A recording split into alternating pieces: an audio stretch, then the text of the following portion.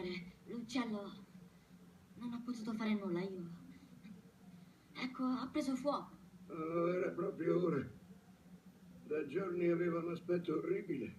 Peccato che tu l'abbia vista nel giorno del falò. Fanny è una felice, Harry. Prendono fuoco quando arriva l'ora della morte.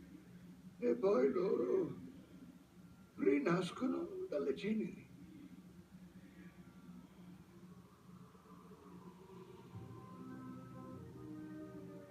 Ah, creature affascinanti le felici. Possono trasportare carichi molto pesanti e le loro lacrime hanno poteri curativi.